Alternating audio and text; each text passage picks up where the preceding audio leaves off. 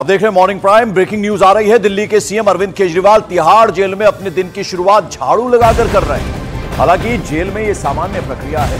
Jail में बंद सभी अंडर ट्रायल कैदी खुद ही अपने सेल की सफाई करते हैं। लेकिन यहां संयोग ये भी है कि अरविंद केजरीवाल की पार्टी का सिंबल यानी आम आदमी पार्टी का जो सिंबल है वो झाड़ू ही है। इस बीच खबर यह भी है कि अरविंद केजरीवाल ने कुछ सामान अपने लिए पहले भी मांगा था, लेकिन अब जेल एडमिनिस्ट्रेशन से कुर्सी उन्होंने मांगी है ताकि जो रोजमर्रा की दिनचर्या उनकी है कुछ वक्त वो कुर्सी पर बैठकर भी गुजारें। दीपक बिष्ट हमारे साथ जुड़ रहे हैं। दीपक, बहुत इंटरेस्टिंग ये बात है, झाड़ू लगाते हुए नजर आ रहे हैं। हालांकि ये बहुत नॉर्मल सी बात है, ऐसा होता है जो अगर आप जेल के अंदर बंद हैं तो ये सब कुछ करना पड़ता है, लेकिन झाड़ू सिंबल भी आम आदमी पार्टी का। बिल्कुल पंकज, देखिए जिस तरह से तिहाड़ जेल में केजरीवाल बंद है और वहां पर सेल के अंदर जो भी वहां पर अंडर ट्रायल कैदी होता है तो उसे भी तिहाड़ के अंदर सफाई करनी पड़ती है। आपकी आवाज कुछ साफ नहीं आ रही, हम कोशिश करते हैं उसे ठीक करने की। तो आपको बता दें, बड़ी खबर यह है कि दिल्ली के सीएम अरविंद केजरीवाल जो कि जेल नंबर 2 में बंद हैं, तिहाड़ जेल में उस सेल में बंद हैं, उन्होंने काफी सारी चीजें अपने लिए कहा था। जेल एडमिनिस्ट्रेशन से 3 किताबें मांगी थी, टेबल मांगा था, दरी गद्दा तकिया ये तो उन्हें मुहैया करवाए गए थे। उसके अलावा घर से खाना और कुछ मेडिसिन, चूंकि उन्हें डायबिटीज है। लेकिन अब जो खबर आ रही है वो ये कि उन्होंने एक कुर्सी भी मांगी है अपने लिए। लेकिन खबर यह है कि झाड़ू लगाते हुए उनकी वो नजर आए हैं आज, ऐसी खबर आ रही है। दीपक हमारे साथ। जी दीपक, बताएं। देखिए पंकज, यहाँ तिहाड़ जेल में जिस तरह से कहा जा रहा था कि जो भी सेल में जो भी वहां पर बंद होते हैं अंडर ट्रायल कैदी, उनको सफाई करनी पड़ती है और यहाँ पर झाड़ू लगाकर दिन की शुरुआत करते हैं केजरीवाल। और मुख्यमंत्री केजरीवाल ने ये कहा है की तरफ से लगातार ये जो तिहाड़ सूत्र बता रहे हैं, उनका ये कहना है कि केजरीवाल ने सुबह सुबह झाड़ू बांधा था और उसके बाद झाड़ू मारने के बाद ये सफाई अभियान अपना जारी रखा है। और इसको लेकर जो भी अंडर ट्रायल कैदी होते हैं वहां पर उनको ये करना पड़ता है और यहाँ पर ये चीज उनकी दिख रही है, क्योंकि संयोग से उनका पार्टी सिंबल भी झाड़ू ही है। कुछ और चीजें डिमांड की है उन्होंने, कुर्सी मांगी है ऐसा बताया जा रहा है। देखिए एक कुर्सी मांगी है, कुर्सी में बैठकर वो शायद पढ़ना चाहते हैं, बैठना चाहते हैं, लिखना चाहते हैं। ये अभी क्लियर हो पाएगा, लेकिन अभी तक कुर्सी दी नहीं गई है उन्हें। बिल्कुल। और जरा ये भी बताएं कि पहली रात जो है काफी बेचैनी में गुजरी थी। अभी सूत्रों के हवाले से कुछ खबर मिल पा रही है कि दूसरी रात कैसी कटी, क्या कुछ उन्होंने खाया, कैसा उनका पूरा दिन बीता, कुछ उस बारे में इंफॉर्मेशन? देखिए जब 24 घंटे का समय हो चुका, जिससे ज्यादा का समय हो चुका है पंकज, और तिहाड़ जेल में जो भी अंडर ट्रायल कैदी जिन्हें रखा जाता है सेल में, वो अपने दिन की शुरुआत करते हैं। और इसी तरह से योगा करना, झाड़ू मारकर सफाई करना, ये अरविंद केजरीवाल ने प्रमुखता रखी है। उसके बाद योगा करने के बाद उन्होंने जो वहां पर जो उनको ब्रेकफास्ट दिया जाता है वो किया है। हालांकि घर से उनका लगातार जो भोजन है वो दिया जा रहा है। उसके अलावा उन्होंने जो कुर्सी मांगी है, कुर्सी को लेकर अभी हालांकि प्रशासन की तरफ से ये कहा कुर्सी नहीं दी गई है, लेकिन आज शायद उन्हें वो कुर्सी दे दी जाएगी। चलिए, बहुत बहुत शुक्रिया इस जानकारी के लिए। तो जैसा कि हमने आपको बताया, झाड़ू लगाई है अरविंद केजरीवाल ने जेल में अपने सेल के अंदर। हालांकि तस्वीरें बाहर नहीं आती हैं इस तरह की, लेकिन ये इंफॉर्मेशन जरूर आई है। अब बढ़ते अगली खबर की तरफ। मॉर्निंग प्राइम में अगली खबर महाराष्ट्र से आ रही है। सूत्रों के मुताबिक महाराष्ट्र में मुंबई की नॉर्थ वेस्ट लोकसभा सीट पर शिवसेना का शिंदे कैंप मराठी कैंडिडेट की तलाश कर रहा है। सूत्रों के मुताबिक शिंदे कैंप इस सीट से किसी मराठी चेहरे को लोकसभा का उम्मीदवार बना सकता है। पहले इस सीट पर अभिनेता गोविंदा को टिकट देने की बात चल रही थी, लेकिन इस सीट पर मराठी वोट बैंक ज्यादा होने के कारण शिंदे कैंप यहां से अब किसी मराठी उम्मीदवार को उतार सकता है। इस सीट पर उधर गुट से शिंदे कैंप में आए विधायक रविंद्र वाइकर को भी टिकट दिया जा सकता है। इसके साथ जानकारी यह भी है कि इस सीट पर शिंदे कैंप मराठी कलाकार सचिन खेडेकर को भी टिकट दे सकता है। तो गोविंदा का पत्ता कटता हुआ नजर आ रहा है। लेकिन ये तस्वीरें आप देखिए, गोविंदा जब शिंदे गुट में शामिल हुए थे उस दिन की तस्वीरें। एकनाथ शिंदे ने उन्हें बाकायदा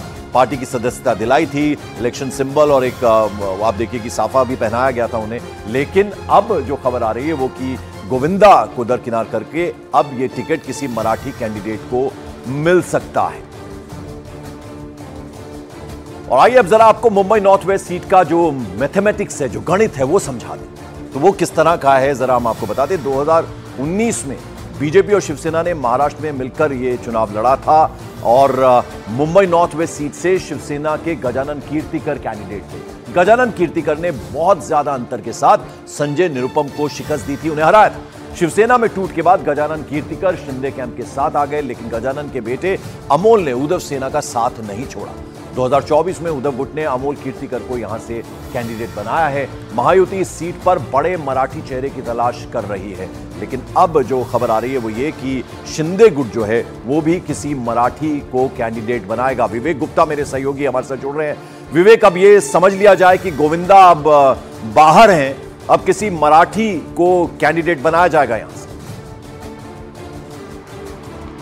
बिल्कुल सही कहा पंकज आपने। देखिए, न्यूज 18 इंडिया ने सबसे पहले बताया था कि गोविंदा सिंधिया कैंप में शामिल तो हो रहे हैं, लेकिन उन्हें मुंबई नॉर्थ वेस्ट से उम्मीदवार नहीं बनाया जाएगा। और इसी के बाद ही अब ये सब जो तस्वीरें हैं वो साफ झलक कर सामने आ रही हैं कि गोविंदा को मुंबई नॉर्थ वेस्ट से कैंडिडेट नहीं बनाया जाएगा, बल्कि सिंधिया कैंप उस सीट पर किसी बड़े मराठी चेहरे की तलाश कर रहा है। और जो सूत्रों से जानकारी मिल रही है कि इन मराठी चेहरों में अभी तक 3 नाम सामने आ चुके हैं, जिनमें से 2 मराठी और बॉलीवुड के बड़े नाम है, जिसमें पहला नाम बताया जा रहा है कि सचिन खेड़ेकर है, जो बॉलीवुड में भी काम कर चुके हैं और मराठी फिल्म इंडस्ट्री में एक बड़ा चेहरा है।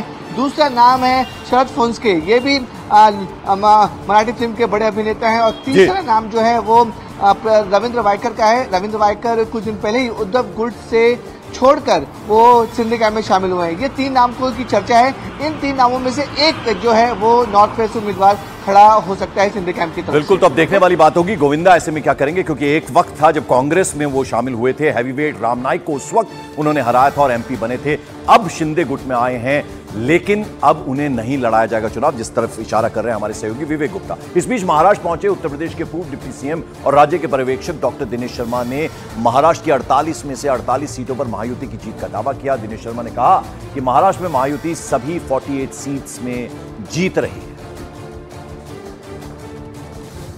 महाराष्ट्र में 48 सीट है, यहाँ पे बीजेपी और महायुति टारगेट लेके चली थी कि 48 में से 45 का टारगेट है। आप बोलेंगे 48 का 48 सीटें, इतना कॉन्फिडेंट?